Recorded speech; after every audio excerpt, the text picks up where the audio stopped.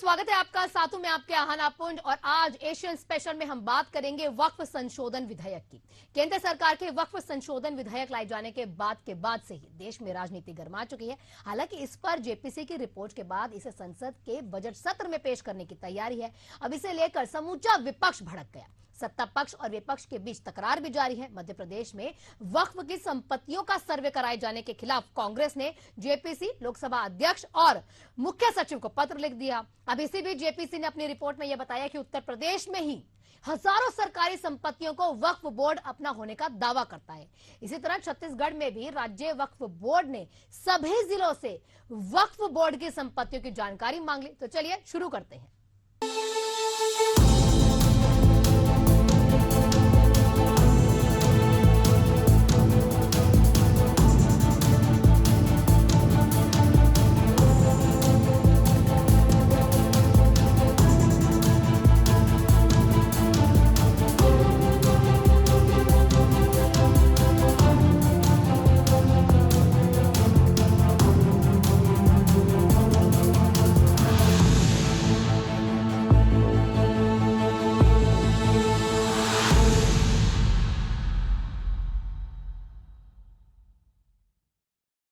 एक तरफ जहां वक्फ बोर्ड संशोधन विधेयक संसद के वर्तमान बजट में पेश हो सकता है, तो वहीं दूसरी ओर मध्य प्रदेश में वक्फ की संपत्तियों के सर्वे को रोकने की मांग करते हुए भोपाल के कांग्रेस विधायक आरिफ मसूद ने संयुक्त संसदीय समिति के अध्यक्ष जगदंबिका पाल, लोकसभा अध्यक्ष ओम बिरला और मध्य प्रदेश के मुख्य सचिव को पत्र लिखा है। उन्होंने यहां पर यह भी लिखा कि सर्वे के लिए जो नियम फॉलो किए जा रहे हैं उसके कारण आने वाले समय में विवाद हो सकता है। क्या वो विवाद रहेगा, रिपोर्ट में देखिए। देश की संसद में पेश होने वाले वक्फ संशोधन बिल से पहले वक्फ बोर्ड की संपत्ति को लेकर घमासान मचा हुआ है।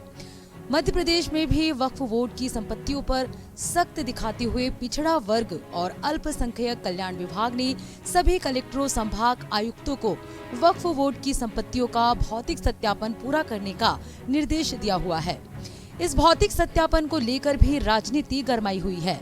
वक्फ जमीन के सर्वे के लिए फॉलो किए जा रहे नियमों का हवाला देते हुए कि कांग्रेस विधायक आरिफ मसूद ने कहा कि आने वाले समय में इसको लेकर विवाद पैदा हो सकता है। उन्होंने सर्वे को लेकर संयुक्त संसदीय समिति जेपीसी के अध्यक्ष जगदंबिका पाल, लोकसभा अध्यक्ष ओम बिरला और मध्य प्रदेश के मुख्य सचिव को पत्र 3 आपत्तियां दर्ज कराई है। पत्र में मसूद ने कहा, सर्वे के लिए जो नियम फॉलो किए जा रहे हैं उसके कारण आने वाले समय में विवाद होगा। आरिफ मसूद के मुताबिक राजस्व गजट 1983 से 1989 प्रकाशित होने के बाद मध्य प्रदेश में मिसल बंदोबस्त हुआ था। इसके कारण राजस्व एंट्री मिलान में दिक्कत आना स्वाभाविक है। मांगी गई जानकारी में मध्य प्रदेश राज्य पत्र में दर्ज संपत्तियों में मुजावरों के नाम दर्ज है या उक्त भूमाफिया शासकीय नामों से दर्ज हैं या अन्य व्यक्तियों के नाम दर्ज है। सच ये है कि वक्फ की जमीनों पर खसरों में वक्फ बोर्ड अहस्तांतरणीय लिखा जाना आवश्यक है। मसूद ने कहा, वक्फ बोर्ड अहस्तांतरणीय नाम के दुरुस्तीकरण करने के लिए जबलपुर हाई कोर्ट में मामला निलंबित है।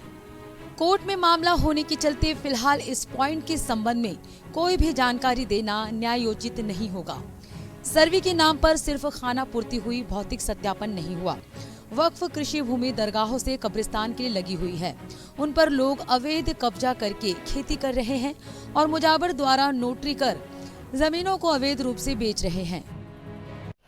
वक्फ बिल को लेकर बहुत ज्यादा सरकार ये कह रही है कि हम वक्फ की संपत्तियां बचाना चाहते हैं, जबकि ये गलत है। जेपीसी को मैंने एक पत्र लिखा और जेपीसी से मांग करी है कि आप पहले रिकॉर्ड दुरुस्तीकरण करवाएं। जब रिकॉर्ड दुरुस्तीकरण हो जाए उसके बाद मध्य प्रदेश की वक्फ की संपत्तियों का फिर आप रिपोर्ट लें। मैंने मध्य प्रदेश के मुख्य सचिव को भी पत्र लिखा, जेपीसी के अध्यक्ष को भी लिखा और एक PIL भी ऑलरेडी मध्य प्रदेश उच्च न्यायालय में दर्ज है जिसमें रिकॉर्ड दुरुस्तीकरण की मांग की गई है। नोटिसेस जारी हो गए। ऐसे नोटिसेस जारी होने के बाद अनन फनन में कोई सी भी वक्फ प्रॉपर्टी किसी के भी नाम पे दर्ज करना गलत हो जाएगा और ये जो नुकसान होगा इसका भरपाई फिर कौन करेगा। तो अगर आप वास्तव में वक्फ के हितैषी हैं तो मेरी आपसे दरखास्त है कि पहले रिकॉर्ड दुरुस्तीकरण कराएं। वहीं कांग्रेस विधायक आरिफ मसूद की पत्र लिखकर आपत्ति दर्ज कराने पर मंत्री विश्वास सारंग ने कहा कि इसमें डर क्यों है? यदि सही है वक्फ बोर्ड की जमीन है तो फिर सर्वे हो जाने दें। जांच हो जान दे। चंद मुस्लिम नेताओं ने वक्फ बोर्ड की जमीनों पर कब्जा किया है और संपूर्ण मुस्लिम समाज को बरगलाने की राजनीति कर रहे हैं। सही मायने में जो गरीब मुस्लिम वर्ग है उसको इसका क्या फायदा मिल रहा है?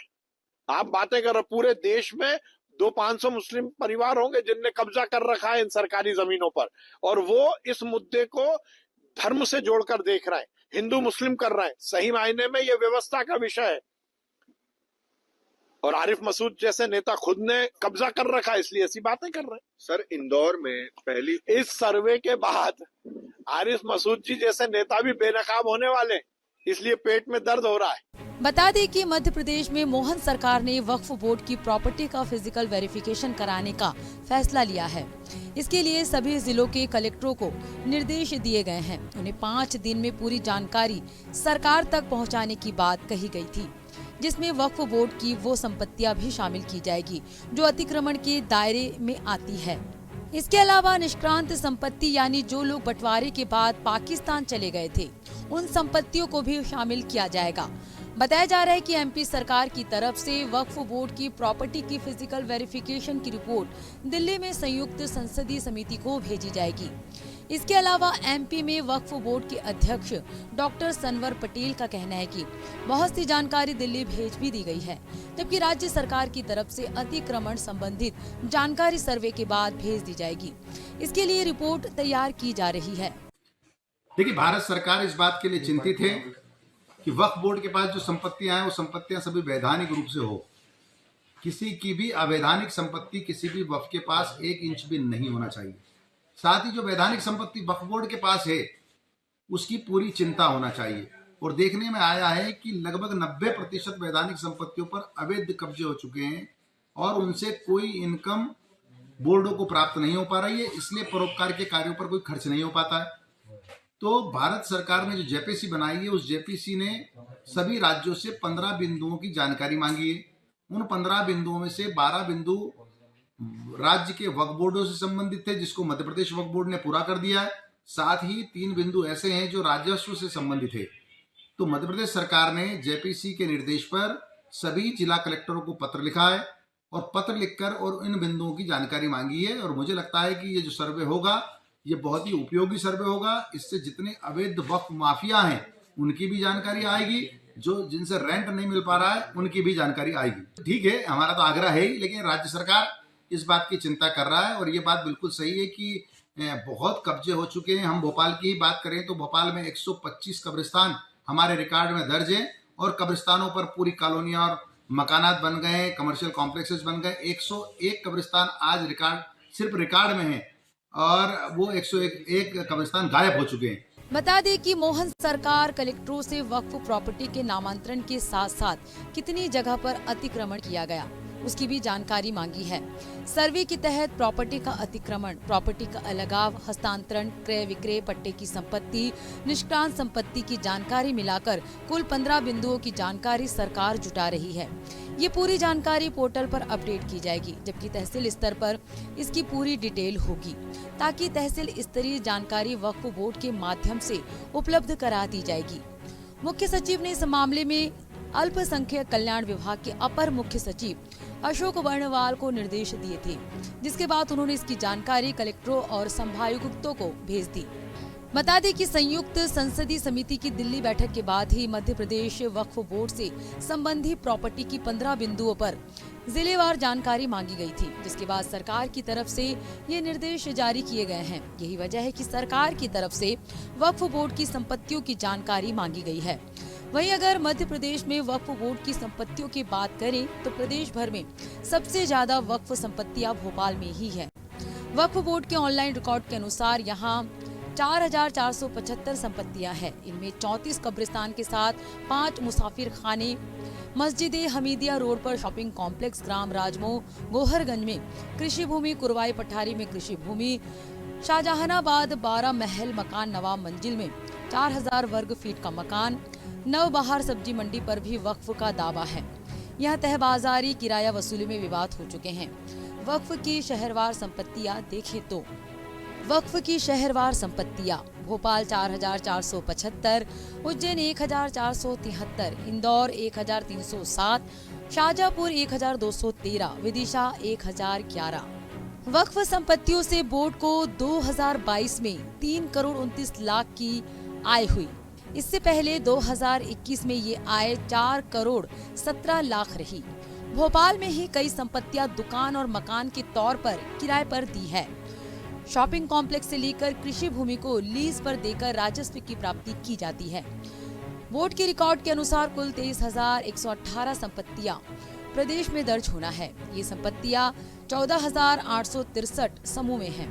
ऐसे में सवाल आता है कि ये वक्फ होता क्या है। दरअसल इस्लाम में वक्फ का मतलब होता है इस्लाम को मानने वाले किसी व्यक्ति द्वारा चल अचल संपत्ति को मुस्लिम कानून द्वारा धर्मार्थ, धार्मिक या पवित्र कार्य के रूप में मुस्लिम समाज के हित के लिए समर्पित करना। इसमें मुस्लिम समाज के लिए मस्जिद, मदरसे, कृषि भूमि, कब्रिस्तान, ईदगाह, यतीम खाने की जगह शामिल थी। लेकिन समय के साथ धीरे धीरे इन जमीनों की गलत तरीके से शक्तिशाली लोगों द्वारा कब्जे में लेकर उसका गलत इस्तेमाल किया गया। इसी सोच के साथ केंद्र की नरेंद्र मोदी सरकार के मुताबिक वक्फ की जमीनों के बेजा इस्तेमाल को रोकने, कब्जे से बचाने, जमीनों को गैर कानूनी तरीकों से बेचने से बचाने के लिए वक्फ संशोधन अधिनियम लाया गया है। Bureau report, Asian news. केंद्र सरकार की वक्फ संशोधन विधेयक 2024 पर संसद में बहस होना अभी भी बाकी है। अब इसका उद्देश्य वक्फ अधिनियम में सुधार करना है। जेपीसी ने उत्तर प्रदेश पर जो तैयार की है अपनी रिपोर्ट, और अपनी रिपोर्ट में यह जानकारी भी दी है कि यहां हजारों ऐसी सरकारी संपत्तियां हैं जिन्हें यहां पर वक्फ बोर्ड अपना होने का दावा करता है। वक्फ संशोधन बिल पर सियासी घमासान लगातार जारी है। विपक्ष इसे लेकर केंद्र सरकार पर हमला बोल रहा है, तो वहीं पर केंद्र सरकार इसे संविधान के मुताबिक बताता है। रिपोर्ट देख लीजिए। वक्फ संपत्तियों का मसला सिर्फ मध्य प्रदेश में चल रहा हो ऐसा नहीं है। उत्तर प्रदेश में भी अवैध वक्फ संपत्तियों को लेकर बड़ी जानकारी सामने आई है। प्रदेश में ऐसी वक्फ संपत्तियों के मामले में 5 जिले अव्वल है, जहां पर बड़ी संख्या में वक्फ बोर्ड ने संपत्ति को लेकर दावा किया है।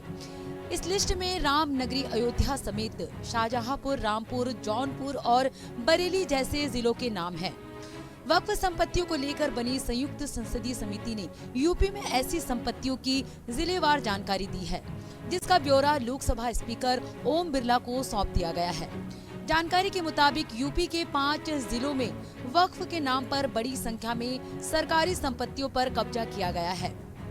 इनमें प्रत्येक जिले में वक्फ बोर्ड ने 2000 या उससे अधिक संपत्तियों पर दावा किया है, जबकि राजस्व रिकॉर्ड में ये जमीनें सार्वजनिक उपयोग वाली श्रेणी में आती है। जेपीसी रिपोर्ट के मुताबिक वक्फ बोर्ड ने जिन संपत्तियों पर दावा किया है, उसके मुताबिक शाहजहांपुर में 2589 संपत्तियां दर्ज है, जिसमें से 2371 सरकारी संपत्तियां हैं। इसी तरह रामपुर में 3365 वक्फ संपत्तियां हैं, जिनमें 2363 सरकारी संपत्ति होने की बात सामने आई है। रामनगरी अयोध्या में भी वक्फ ने 3652 संपत्तियों पर दावा किया है, जिनमें से 2116 सार्वजनिक संपत्ति होने की बात सामने आई है। जौनपुर में 4167 में से 2096 और बरेली में 3499 वक्फ संपत्तियों में से 2000 सरकारी जमीनों पर स्थित है। इनके अलावा यूपी के टॉप 21 जिलों में भी सरकारी संपत्तियों पर वक्फ की दावा देखने को मिला है, जिसमें लखीमपुर खीरी में 1792, बुलंदशहर में 1778, फतेहपुर में 1610, सीतापुर में 1581, आजमगढ़ में 1575, सहारनपुर में 1497 संपत्तियां हैं। इस लिस्ट में मुरादाबाद, प्रतापगढ़, आगरा, अलीगढ़, गाजीपुर, मेरठ, संभल, अमरोहा, देवरिया और बिजनौर जनपद के नाम भी शामिल है। जबकि यूपी के 40 ऐसे जिले हैं जिनमें सैकड़ों संपत्तियों पर वक्फ का दावा है, जिनका तहसील के रिकॉर्ड में जिक्र नहीं है।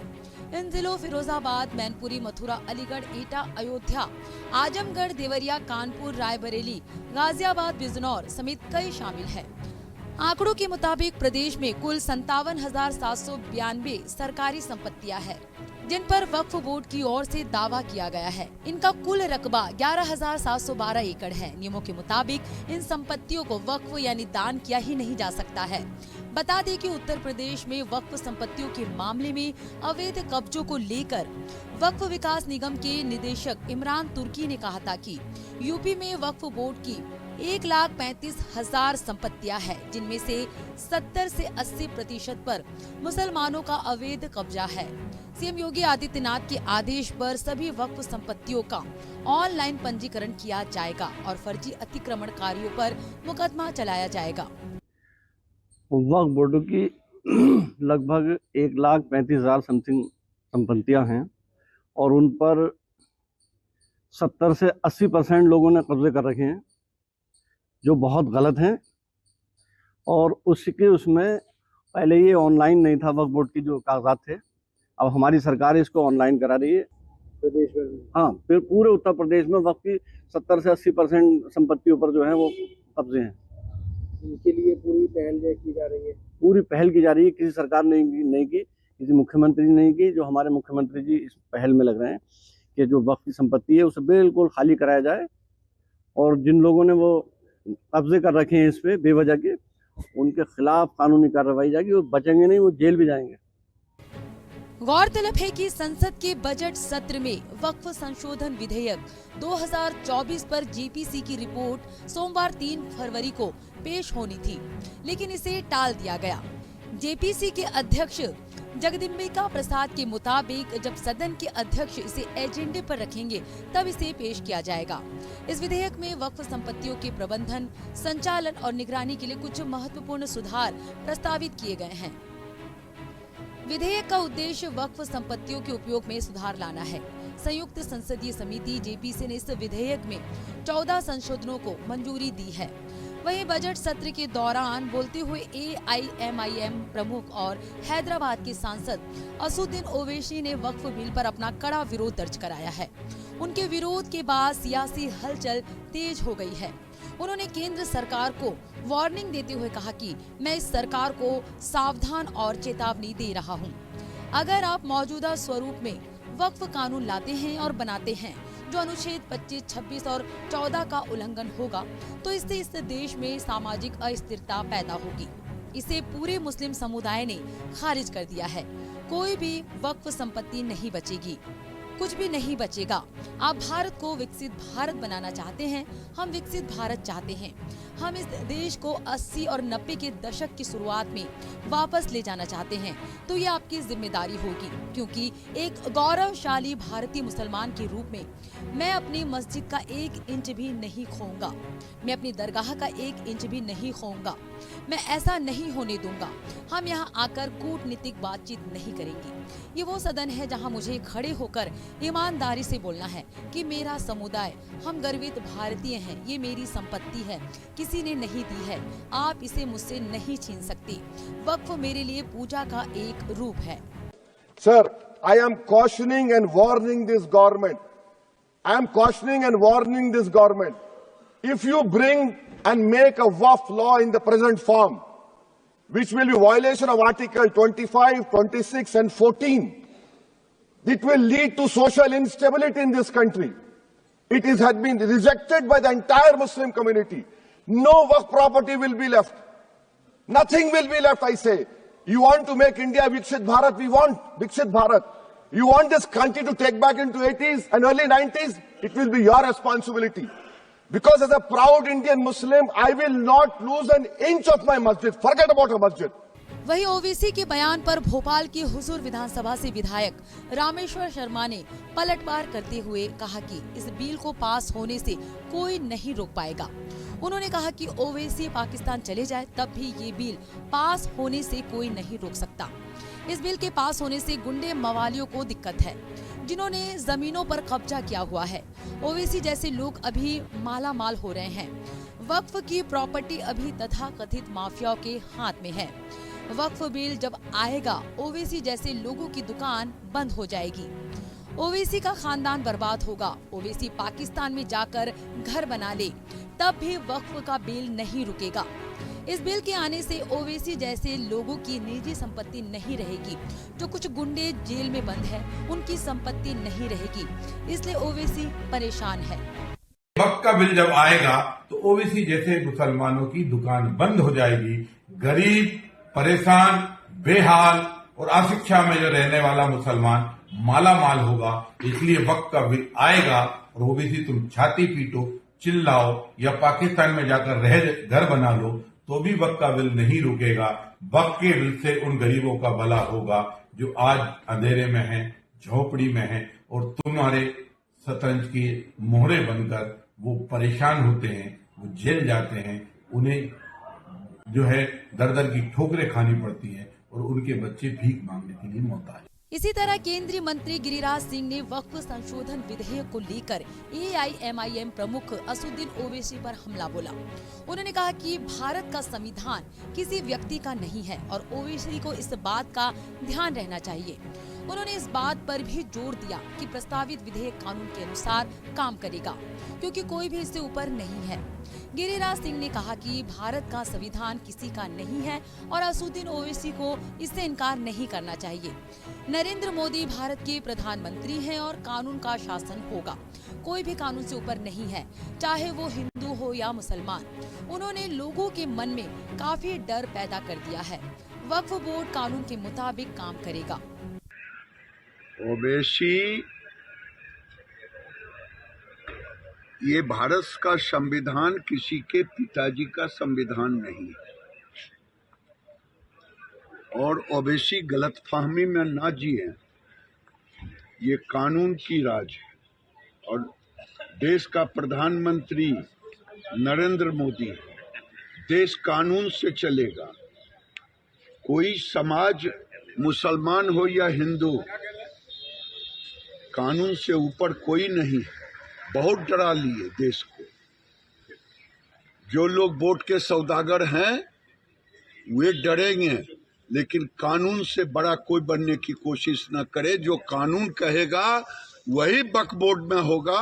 वक्फ बोर्ड कोई हड़पो आंदोलन का व्यवस्था नहीं बनेगी। कांग्रेस से पूछे कि सोशल इक्वलिटी क्या होता है। सोशल इक्वलिटी कानून है। कानून से बड़ा कोई समाज नहीं है, चाहे हिंदू हो या मुसलमान हो, ओवैसी हो या रामनाथ हो। ये डरा रहे हैं देश को डराने का काम करते हैं। देश डर के नहीं चलता है, देश कानून से चलता है। कांग्रेस होता तो डरा के काम कर लेते। गौरतलब है कि वक्फ संशोधन बिल को लेकर पूरे देश में राजनीति गरमाई हुई है। भारतीय जनता पार्टी इस बिल को बजट सत्र में पास कराना चाहती है, तो वहीं विपक्षी दल किसी भी हालत में इस बिल को पास नहीं होने देना चाहते। Bureau report, Asian news. इसी के साथ आज की एशियन स्पेशल की खास पेशकश में इतना ही। कल फिर होगी आपसे मुलाकात, तब तक के लिए मुझे दीजिए इजाजत। नमस्कार।